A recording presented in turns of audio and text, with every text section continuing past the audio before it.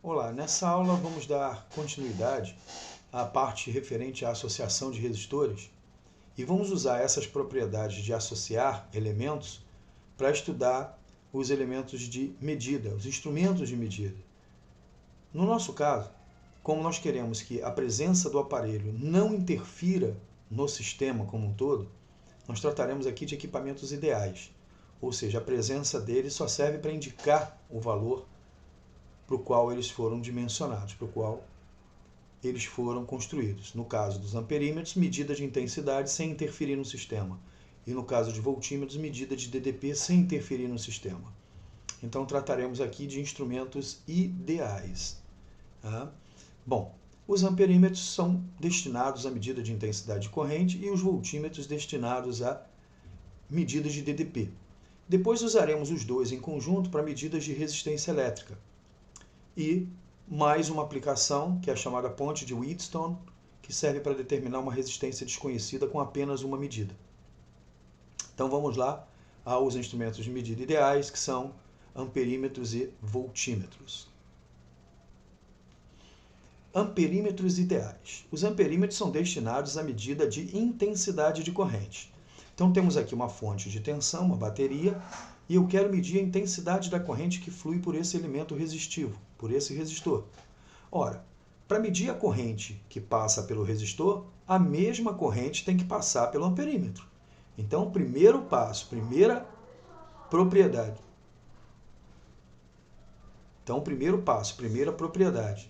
Os amperímetros, para que registrem a mesma corrente que passa pelo resistor, devem ser ligados em série. Porém, qual é o custo de inserir elementos em série num circuito? A presença desse elemento a mais em série faz com que a tensão total, a tensão da bateria, seja agora dividida entre o resistor e o elemento de medida, o instrumento de medida. Ou seja, a presença dele aumentaria a resistência total, o que reduziria a corrente que, em princípio, eu gostaria de medir. Então, para que ele interfira o mínimo possível, sua resistência elétrica tem que ser a menor possível. Ela tem que ser uma resistência elétrica muito baixa, para que a queda de tensão nos seus terminais seja a menor possível, para que tudo sobre para o resistor. Então, os amperímetros reais são aparelhos de baixa resistência. Os amperímetros ideais, como eles não interferem em hipótese alguma, eles não têm resistência interna. Então, amperímetros ideais são dispositivos destinados a medir corrente elétrica, devem ser ligados em série, aqui está a representação esquemática, o resistor, o símbolo de amperímetro, a bolinha com a letra A, que pode vir acompanhada de uma flechinha ou não, ligado em série com o resistor, não importa se aqui do lado direito ou aqui do lado esquerdo, desde que a mesma corrente que passe pelo resistor passe pelo amperímetro. Bom, devem ser ligados em série e, para que não interfiram em hipótese alguma no sistema, eles devem possuir resistência interna nula. Portanto, eles não contribuem com queda de tensão.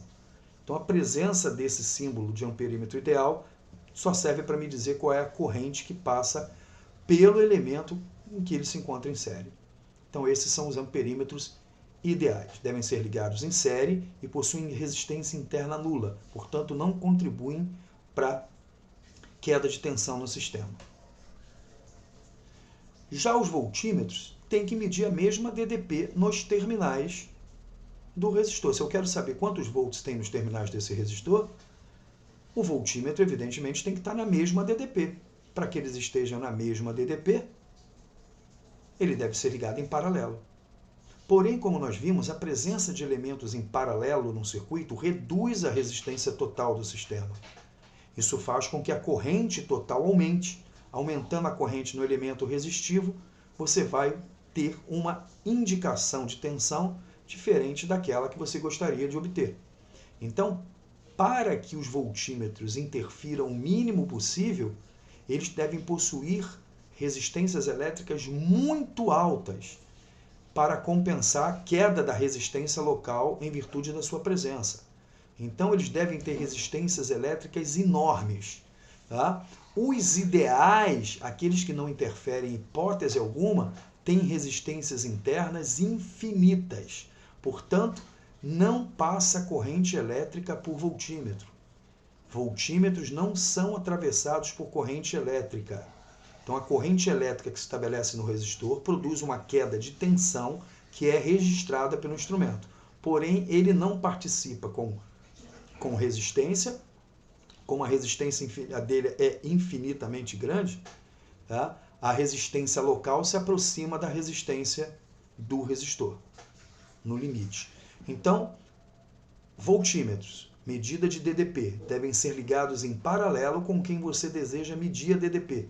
Então, se eu quero medir a DDP nos terminais de R, eu ligo o voltímetro em paralelo com R.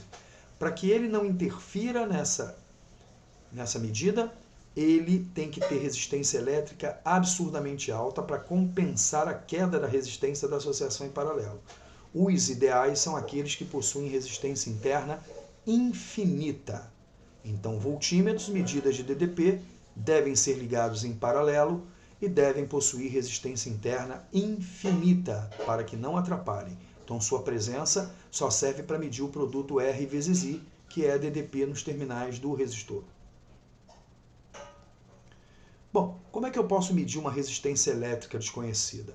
Primeiro, eu posso usar um amperímetro e um voltímetro.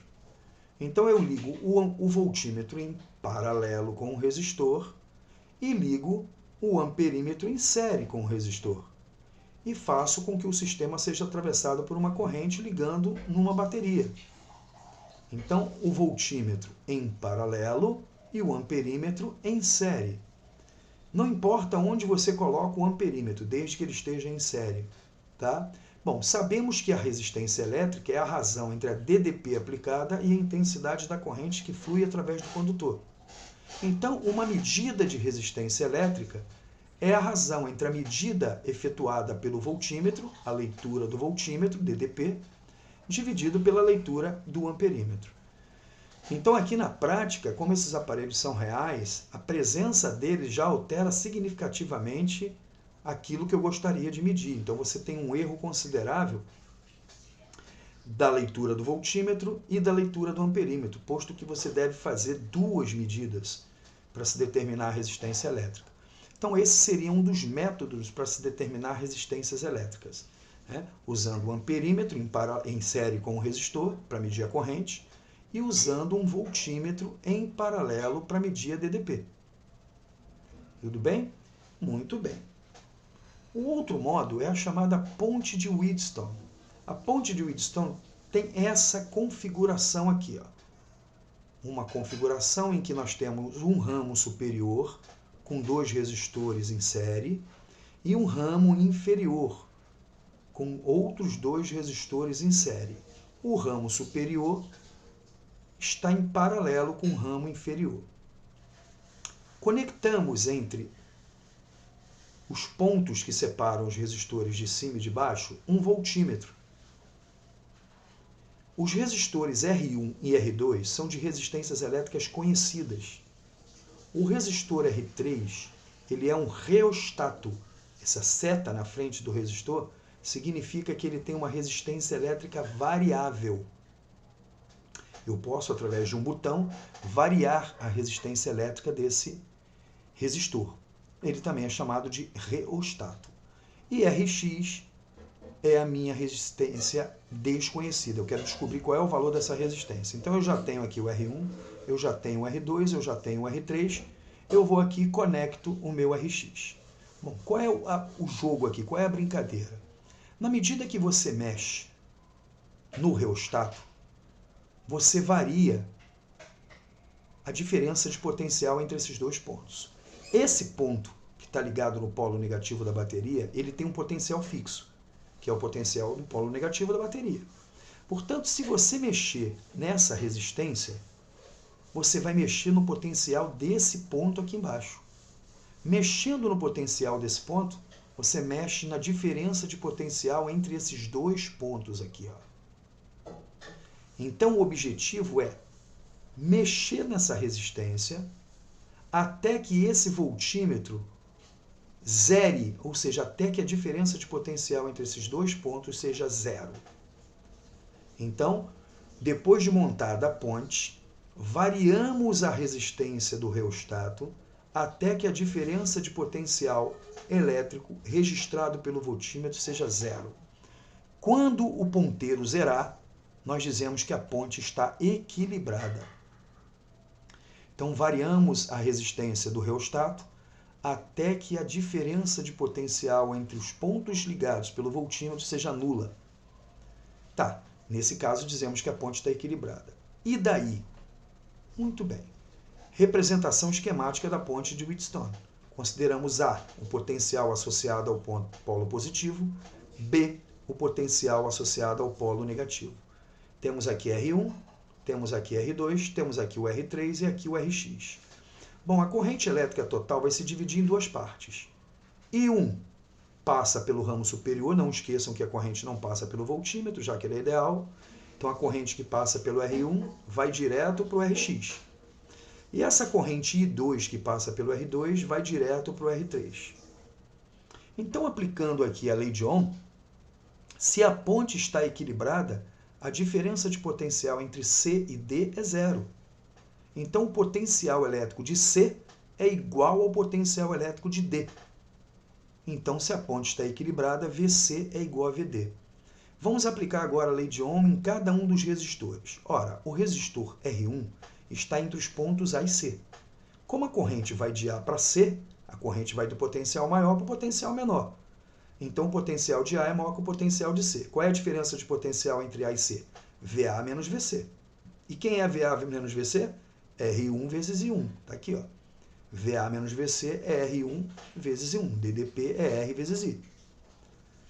Agora eu vou usar o resistor Rx. Ele está entre os pontos C e B. Como a corrente vai de C para B, a diferença de potencial, o potencial de C é maior que o de B. Então, é VC menos VB é igual a Rx vezes I1. Está aqui, ó, segunda equação. Agora eu vou fazer no resistor R2. Ele está entre A e D. Como a corrente vai de A para D, o potencial de A é maior que o potencial de D. Então, VA menos VD é R2 vezes I2. E, finalmente, o R3, que está entre D e B. O potencial de D é maior que o de B, porque a corrente vai de D para B. Então, VD menos VB é igual a R3 vezes I2. Está aqui, ó, a quarta e última equação. O que podemos extrair dessas quatro equações? Ora, como VC é igual a VD, a diferença de potencial VA menos VC é igual à diferença de potencial VA menos VD. Assim como a diferença de potencial VC menos VB é igual à diferença de potencial VD menos VB. Então, vamos lá. Se VA menos VC é igual a VA menos VD, R1 vezes I1 é igual a R2 vezes I2. Se VC menos VB é igual a VD menos VB, Rx vezes I1 é igual a R3 vezes I2. Colocando tudo isso lado a lado, se R1 I1 é igual a R2 I2 e Rx I1 é igual a R3 I2, como é que nós fazemos para eliminar essas correntes aqui e fiquemos apenas com resistências elétricas? Vamos dividir as duas equações membro a membro. Dividindo o primeiro membro da primeira equação pelo primeiro membro da segunda equação, o I1 cancela com o I2 e vai sobrar R1 sobre Rx. É igual, dividindo o segundo membro da equação, da primeira equação pelo segundo membro da segunda equação, o I2 cancela com o I2, teremos R2 sobre R3. Ou seja, quando a ponte está equilibrada, vale a relação R1 sobre Rx igual a R2 sobre R3. Vai ficar melhor agora se multiplicarmos cruzado aqui, ó. Rx vezes R2 é igual a R1 vezes R3. E o que isso tem de interessante aqui, ó? Quando a ponte está equilibrada, ou seja, quando o potencial de C é igual ao potencial de D, Rx e R2, reparem, ó, são resistores opostos, assim como R1 e R3. Ou seja, se a ponte está equilibrada, o produto das resistências opostas é o mesmo. Então, se eu sei o valor de R1, sei o valor de R2, sei o valor de R3, eu faço R1 vezes R3 igual a Rx vezes R2 e descubro o Rx. Então, basta mexer no R3 até que a ponte fique equilibrada. Quando esse voltímetro zerar, eu não tenho dúvida que R1 vezes R3 é igual a Rx vezes R2. Isso mostra uma coisa interessante, que é a simetria em circuitos elétricos, que nós veremos em circuitos mais sofisticados à frente. Tudo bem? Então, numa ponte de Wheatstone, Quando ela está equilibrada, significa que a leitura do amperímetro ou do voltímetro, que é a ponte, é zero. O produto das resistências opostas é o mesmo. Então, se aqui é 4 ohms, e aqui é 10 ohms, e aqui é 20 ohms, e aqui é x, teremos 4 vezes 10, 40, igual a 20 vezes x. Então, x só pode ser 2 ohms. Então, o produto das resistências opostas é o mesmo. Esse é o caso da ponte de Wheatstone equilibrada, que foi construída, em princípio, para se determinar resistências desconhecidas, mas pode ser utilizada em arquiteturas de circuitos mais sofisticados. Tudo bem? Beleza. Ok, pessoal, com isso falamos sobre os instrumentos de medida. O amperímetro, para medir corrente, deve ser ligado em série, e os ideais têm resistência interna nula. Os voltímetros, que devem ser ligados em paralelo e possuem resistência interna infinita.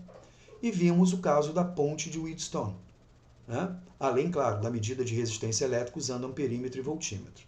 Na ponte de Wheatstone, quando a ponte em si, que é o voltímetro, o elemento de medida, possui leitura nula, nós dizemos que a ponte está equilibrada. E quando isso acontece, as resistências opostas possuem produtos iguais. Os produtos das resistências opostas são iguais. Com isso, podemos determinar resistências de resistores desconhecidos. Tudo bem? Na próxima aula vamos estudar outros tipos de elementos de circuito, como, por exemplo, os geradores elétricos e os receptores elétricos.